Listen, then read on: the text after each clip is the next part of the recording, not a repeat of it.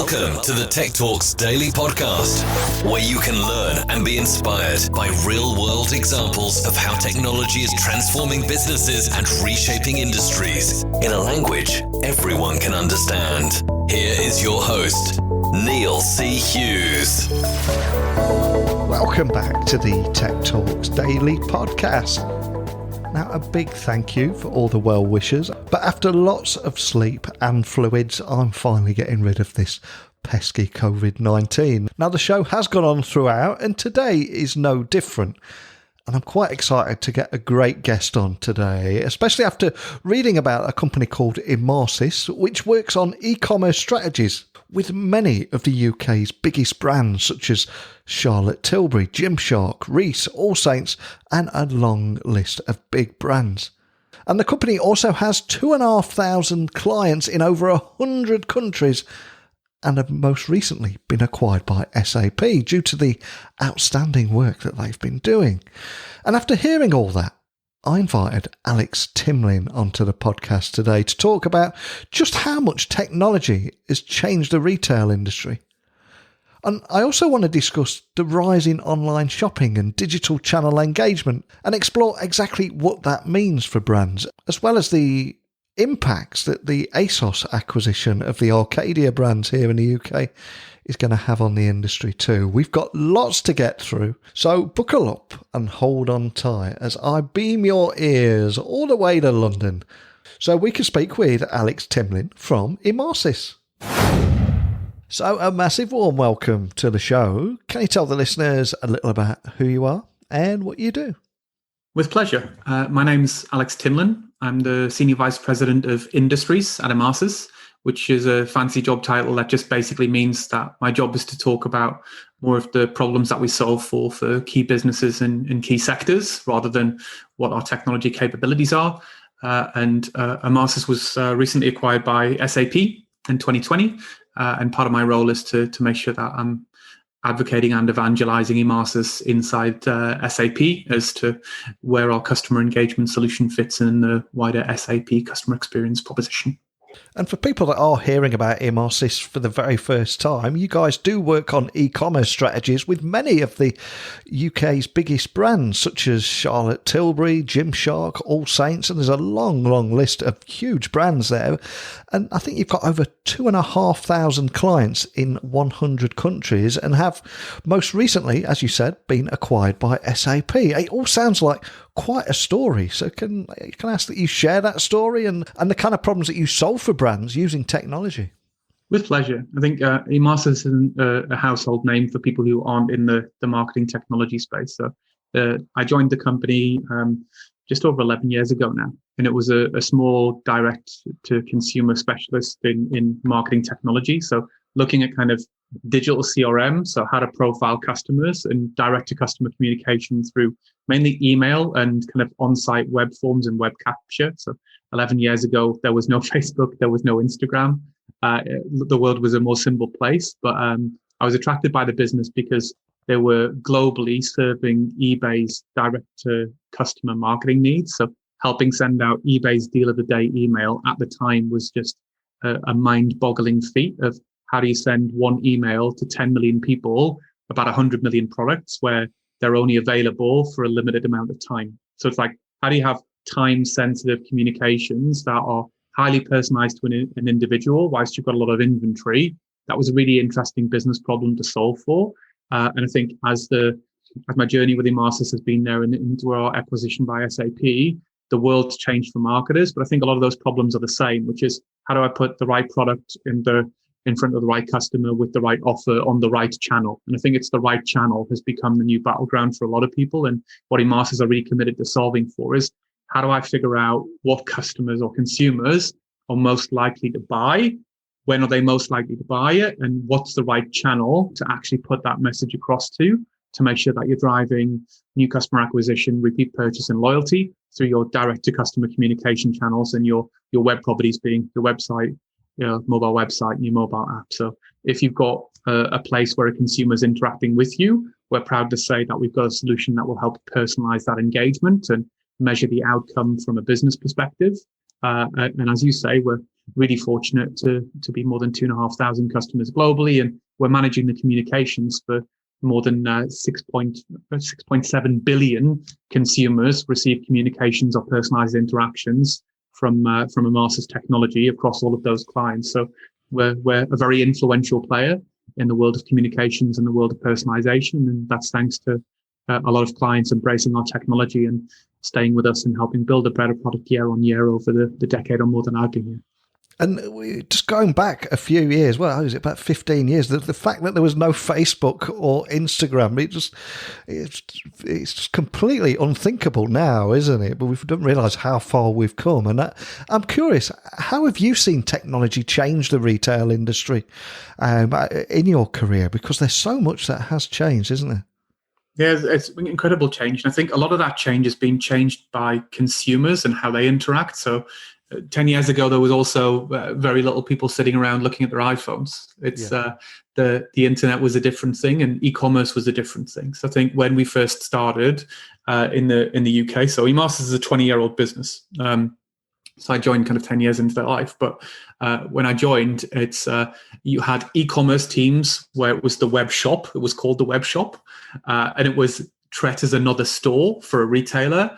And there were very few kind of direct-to-consumer e-commerce only brands. I think the ASOSs and the Boohoo's of the world were not the giants that they were. And Shop Direct was still a catalog business. So it's like the world has changed materially because how people are interacting with brands has changed to be a lot more about mobile phones, mobile devices, and tablets, as well as desktops and laptops. I think the fact that we still call it a desktop when everyone's got a laptop is probably tells you about the pace of change on the brand side versus the pace of change on the client side. But I think the most interesting changes have been what has mobile done to how people engage with retail brands? What's the kind of e-commerce done to help build some of these online only behemoths like the ASOSs and the Shop Directs, or even the Net-a-Porters of the world, or the Farfetchers. Some amazing tech stories have come out of the UK, and as you mentioned, some of our own clients like Gymshark and Lounge Underwear are businesses that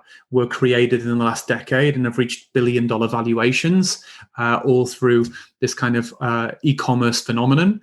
But our client base is very much shaped by online-only guys who were born in this generation, and retail guys like Sports Direct, who have totally rebranded their entire group in phrases and embraced how can digital help with the offline store experience, and communications power that, not just power online. So I think the landscape's changed, where you've got people who are either very, very digitally savvy and very omnichannel, or you've got some pure play guys who execute phenomenally well in the UK and internationally and kind of live in a digital only world.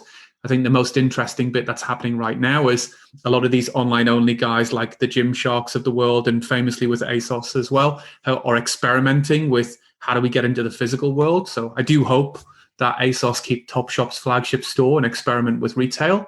And I think more retailers experimenting with mobile app propositions and mobile commerce propositions to kind of bridge the online and offline worlds is another interesting opportunity. So we've had an explosion of channels, an explosion of devices, and an explosion of new consumer behaviors. I think what we're left with now is what's a very complex and fragmented landscape. And it's probably time businesses start kind of bringing together these different things to think a little bit more holistically around how do they engage with their customers. And I recently wrote an article about the trend of Fidgetal, which is the convergence of the physical and digital worlds, and how the lines between online and offline are slowly disappearing. So with the rise in online shopping and digital engagement, what do you think that means for brands and retailers? I think if you're looking at the demands of a modern consumer, so what I mean by that is if you're buying from Amazon, or if you're in London, Birmingham, Manchester, you can buy and get an order in the same day, which means that I'm no longer accepting that I'll wait 7 to 14 days for an online order to be delivered to me. And I think this kind of physical digital piece, the biggest and best examples we've seen are from kind of fashion brands like Reiss, and also kind of amazingly innovative retail businesses like Toolstation, where when they had where they had to close their stores, they kept the stores there and looked them as dark stores as they are, and used them as kind of local fulfillment centers. how do I get my in-store inventory to a customer? How do I leverage things like click and collect, but also ship from store to make sure that my store isn't competing with my online proposition or my mobile proposition, but it's just part of my overall value proposition to customers. And I think this kind of pandemic has really kind of brought down a lot of barriers, and people have had to really hack their way through with chewing gum and string, how to re-platform and re-engineer their business into how do I just get the product in the hands of the customer when they want it, but I've got supply chain issues, distribution issues, a guy in Glasgow wants something, but my warehouse is in Birmingham, like all that kind of stuff. Having one place and one distribution center as a retailer doesn't make a lot of sense. And I think if you're a retailer that has a big store footprint or a store footprint in the right place, make it easy for people to interact with you digitally and then explore your product online, buy it offline, touch the product in store, buy it on a mobile device. All these kind of things are treated as very separate entities and separate structures in a lot of businesses. But I think the more we can bring those barriers down and champion how to be more omnichannel, how to be more digital first, and how to be more customer first, that's where this kind of Fidgetal piece will really come to the fore, where people see it as an opportunity rather than a headache for the chief operating officer. And after 12 months of buying almost everything online, I think there is a build-up of, especially in most consumers' minds, where they want to get back into stores and start physically feeling and touching and smelling an environment and all those days that we remember so well. And I think as lockdowns begin to lift and we begin to go back into shopping centres again, how can you reach in-store shoppers digitally? Is that something that you guys are working on too? Massively. And I think what people don't realize is just that how much of a change this is making internationally as well. So in France, January this year, the French government, mainly for reasons to do with environmental impact, actually said, we're going to do away with physical receipts in stores. So there's a legal mandate where in stores, they need to move away from paper receipts to digital receipts to make it easier for consumers to track orders and manage returns and to have a more clear audit trail from a customer rights and advocacy perspective, but also to reduce the paper footprint and the kind of litter in city centres, apparently, from the French government to say, move it all digital. There's a huge number of retailers in the UK, from the All Saints, the Reese, the Ted Bakers, and all these kind of brands have already moved to offering their clients kind of digital receipts, so an email receipt instead of a physical receipt. And what that allows them to do is to then connect that customer with what actually did they interact with on Instagram, my website, my email campaigns, my mobile app. What did they do before they came to a store and made a purchase? So I think brands being able to identify their customers in store and moving towards more digital and less kind of analog, paper-based, keeping things, writing things down is a huge opportunity to kind of bridge this online and offline world and better recognize and reward customers for loyalty and repeat purchase. So I think it's good for customers to have an interaction with a business over an extended period of time. And I think it's a lot about time a lot of retail businesses stopped thinking about store sales and transactions and items per order and think a little bit more about, is this a new customer, a returning customer, or a best customer? And that starts with identifying customers in store with things like e-receipts or a formal loyalty program as well. That's something that we're seeing a lot of our clients embrace and roll out to really figure out, how do I bridge the online activities and the marketing dollars that I'm spending to get people into my stores with how do I then measure what's going to bring someone back to a store and drive the right product and the right promotion to that customer to do so. So I think that's the bit that I'm most excited about, and the trend that I'm most keen on seeing is that in a lot of markets, not just in France, but Latin America and also in Eastern Europe, it's the governments are now saying we need to have a better audit trail around what's going on with customers and their buying. And we need to get rid of paper. And that's led to a better digital footprint of customers and a better interaction with customers and the brands that they're interacting with in a lot of cases as well, which I think is a really exciting development for all of us. And here in the UK, one of the other big trends is the talk of big acquisitions by digital stores such as ASOS, where they've got an entirely digital presence, but they've acquiring the Arcadia brands, Topshop, Topman, Miss Selfridge, etc. I'm curious, what kind of impact do you think that's going to have on the retail industry here in the UK? I think it's going to have a huge impact. And I think what we need to get the right balance of, and also just kind of level set, is that whilst we've had an explosion in e-commerce and e-commerce growth, it still only accounts for 30% of retail spending. 70% of retail spending still happens in stores. And in the case of a lot of the high street, people don't not want to shop in a high street. It's just they can't shop in a high street. And I think the pandemic's really changed the way that people have to find products and services, and a lot of that's going to stick afterwards. I think the bar's now been raised where for physical retail and physical stores to be really successful, they need to have a very clear value proposition, and it needs to be a nice place to visit and spend time. You can't just rest on a great brand and hope for the best. So if you look at the Arcadia Group, British Home Stores was a great brand. Its Topshop was a great brand. Dorothy Perkins, once upon a time, was a great brand, as was Burton. But what have those brands really done in the last 10 years is kind of difficult to see. And I think they've been in a struggling position for probably a decade or more. And if you look at someone like Debenhams, who have also been snapped up by the Boohoo Group to become an online-only proposition, Debenhams have a fantastically loyal audience who very much enjoy offline shopping, but they're only keeping the online piece and operating the online piece because if you're Boohoo, you know how to do that really well. You don't know how to operate stores. You're not there to manage 100 stores. You're there to manage 100 million customers. Like that's what they're set up to do well. But if you look at the contrast of people like JD Sports and the Frasers Group, they're actually investing in their stores to make them better places to spend time. So for Frasers Group, for example, even in kind of smaller urban centres like Belfast, they bought the House of Fraser brand. They actually bought their store estate. In Belfast, Frasers closed down an old, desperately in need of renovating store and reopened a luxury shopping destination under their Flannels brand. And they're opening new stores where they're combining experiences such as like gaming arenas for kids to go and play massively multiplayer online games against each other, as well as shop for sporting goods and as well as kind of dropping in the gyms and stuff like that as well. They're thinking more about where do people want to spend time, not just where can people buy things. And I think that's the big thing we're seeing is that there are some really big, really successful retail groups in the UK, and they're actually still going from strength to strength.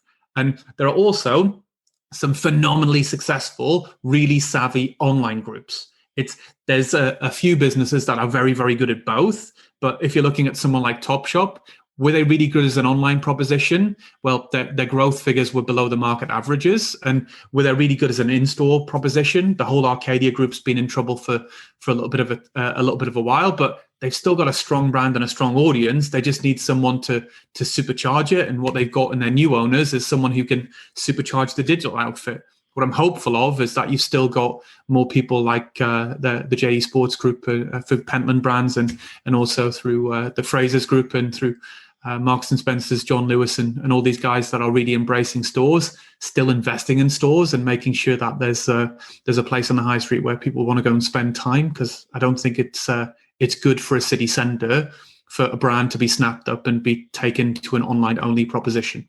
It's good for the brand. If you're an online-only brand, it's good to buy the customers, it's good to buy the segment, it's good to broaden your proposition. But do we want to go into city centres that are full of memorabilia shops and charity shops and betting shops? Those are all important parts of city centres, but you need something else as well. We do need retail, we do need hospitality, and we need to think about how we support those industries when we reopen to make sure that our city centres are places that people want to spend time in. And at Emarsys, you do pride yourselves in empowering digital marketing leaders and business owners with an omnichannel customer engagement platform that's built to accelerate those business outcomes that we're talking about today. But I'm curious, do you have any use cases that you could possibly share that would just be able to enable listeners to bring all that to life and understand the difference that it can make in the industry? Yeah, 100%. I think one of the best examples is the work that we're doing with high street retail brands. So, French Connection, Fat Face, All Saints, Kurt Geiger, Reese. There's some phenomenal brands that we're working with. And what they do really well is they connect with how they communicate with customers today is primarily through email, through Instagram, through Facebook, through their website, and through their mobile apps or mobile website propositions. And what they want to do is to get the customer to actually come into their store, experience the products, experience the great service they provide, and buy as well as finding the convenience, ease, and price points that they need and buying online direct as well. So when we're saying omnichannel and when we're saying business outcomes, what a business wants to do is to sell a product to a customer. What we're really committed to is to making sure that whether it's online, offline, or a combination of those two, we're enabling brands to help put the right product in front of a customer to make sure that the customer makes that purchase not just once, but again and again, and turns into a lifelong fan. And what do you think retailers should keep in mind for their planning here in 2021? We're reaching the end of Q1 already. Is there anything that in particular that stands out for you? I think the big thing for me is what happened in Q4, which is the moment that lockdown eased and that stores reopened. Retail as a sector went back into growth. When we were in an online-only modus, the retail sector was shrinking overall. And for sectors like fashion retail, people not going out and people having less reasons to shop for clothing was a real big hit in what happened. And there's been an explosion in kind of people buying underwear and loungewear online, and long may that continue. But a lot of this is enforced. So what we need to recognize is when things reopen and when kind of we get some semblance of normality back. I'm not entirely sure what that means anymore, but as people have more options available to them, so as lockdown measures ease and people have more options, they will take advantage of these options, and we will see customers wanting to go back into stores, and we will see people wanting to buy different types of product online. And what brands need to be prepared for is to really look to be agile and pay attention to announcements of when lockdowns are easing and what's going to happen, to say the moment you see an opportunity, how can you lean into the wind and look at those signals from your customers to react to what they're looking for and be really, really agile in how you move forward. And I think a great example of that was AO.com. So I think the CEO and founder of AO.com had a great quote where he's like, we saw five years worth of e-commerce acceleration in 5 weeks. And that's because appliances online sell white goods online, washing machines, dishwashers, freezers. That's what they're known for. And in the first 5 weeks of lockdown, there was an explosion of people buying washing machines and freezers. Maybe it's for stockpiling. That's what I get for the freezers. Why people were buying washing machines, I don't know, but it was a huge trend, but no one could have forecasted it. So if you were sitting in January saying what's going to be the fastest growing category in e-commerce in March, no one said it was going to be washing machines bought online. But when that happened, they leaned into it and made sure that they were looking at how to source the right inventory to make sure that anyone who couldn't buy a washing machine because they're out of stock, they actually reapproached when stock came back in to say, I now have what you were looking for. And the same is true of a lot of different sectors. It's if a category sold out and you're managing your stock levels really very much on a knife edge right now, pay attention to what customers want and actually approach them with that, not just kind of going with your normal spring, summer, autumn, winter promotional plans. It's not business as usual. Be a lot more agile and look at what customers are browsing and what people are buying, but also look at what they're trying to buy, just to make sure that you're making the most of opportunities as and when they happen. Love that. And if we look towards the future, is there anything else that excites you about the role that technology will continue to play in transforming retail? Because it does seem that life is moving at a million miles an hour now, and there's a different tech trend appearing every day. But is there anything in particular that's got your attention? I think the biggest trend that's got my attention is the trend towards governments regulating how brands get access to customer data and making sure that customers are in control. And that kind of gets rid of this kind of people thinking about, the word database just makes my blood cringe and blood boil. You're like, okay, I've got a database. It's like, no, you don't. You've got 100,000 customers. And it's like, you have a responsibility to those customers. And I think what's happened in a post-GDPR world is now Apple, Google, and Facebook are all under pressure to get consent for people to actually provide their data and use their data, which means that brands need to have a strategy of how do you get data from a customer, make it valuable to the customer to get what you need as a business. And I think too long have businesses been in control of data and been able to do what they need with it without really thinking about what's in it for the customer. And I think this new legal and regulatory framework around compliance, consent, and data is a huge opportunity to actually get brands to rethink what is my value proposition and how do I communicate it so that they don't go the way of Arcadia. I think a lot of businesses just got caught up in being big businesses, and there's a huge opportunity in getting closer to data and getting closer to customers as we've heard from great success stories like Gymshark lounge underwear, Pretty Little Thing in the UK, these brands have grown phenomenally well because they know their customers, they know what they want, and they move really quickly. I think a lot of businesses and a lot of brands can take some cues from businesses like this to say, not just I need data to analyze, but what's your strategy to get customers to engage with you, to share information with you, and then stay engaged with you. And I think that's a really exciting proposition to make sure that there's a little bit more of the customer in internal board meetings and business planning to make sure that it's not someone else's job. Everyone's got a responsibility to serve the customer because it's the customer that are buying your products and services. It's the customers that pay your bills and the customers that pay your salary and keep the lights on. And I think a lot of businesses have forgotten that. And this current landscape has taken away their opportunity to have bad practices, which is enforcing them to think about how do I start creating good strategies and good practices. It's a difficult time right now, but I think we're going to come out at the end of it better and having a better appreciation and understanding of we don't have a right to sell to a customer. It's the customer's opportunity and option to buy from us. We just need to communicate our value really well and really consistently across the channels that we interact with them on. Well, I'm conscious we have covered a lot of ground in our 30-minute conversation today, but equally, we've only just scratched the surface and so much we didn't manage to cover. So for anyone listening that would like to dig a little bit deeper on anything we talked about today, where's the best way of finding Emarsys online and also contacting your team if they're left with any questions? I think the best way to get in touch with us is if you look at Emarsys.com, there's a huge amount of repositories about customers telling stories about what they do with us. I think that's more important than what we say is what is that kind of 2,500 plus community of Emarsys brands and the tens of thousands of users actually do, and how are we delivering on this promise of better customer engagement and better business outcomes. And we've also got a really active community on LinkedIn as well. So make sure that you follow the Emarsys content on LinkedIn and just get to know us a little bit more. And if you've got a problem that you believe we can help solve you for, then either directly through LinkedIn or on the website, we'll help you connect with the right people, and we'll see what we can do to help you understand more. There's so much I've loved about our conversation. In particular, your comment about the word database. It's something that I completely agree with you on. It is actually a list of all your customers, and we all have a responsibility to that list of customers. So cold words such as database, if we did have a room 101 on this podcast, we could put it in there. But more than anything, just a big thank you for taking the time to share your story today, Alex. I appreciate it. Really appreciate the opportunity. You've got a fantastic show and much looking forward to hearing more. So a big thank you to Alex for talking about how technology has changed the retail industry and what the rise of online shopping and digital channel engagement means for brands, and so much more. And Alex really is one of life's good guys, so I would love to get him on later in the year and see how that journey in retail tech is going and explore other trends too. So hopefully Alex will join me again later in the year. But if you work in retail or retail tech and interested in how technology is transforming the industry, the good, the bad, the ugly, no matter what it is, I'd love to hear from you too. You've heard from me, you've heard from today's guest.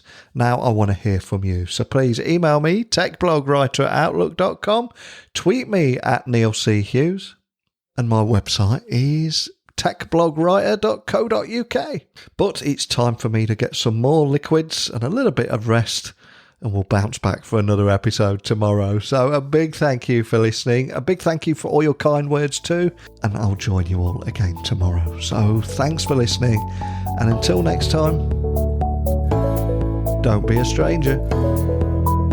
Thank you for listening to the Tech Talks Daily Podcast with Neil C. Hughes. Remember, technology works best when it brings people together.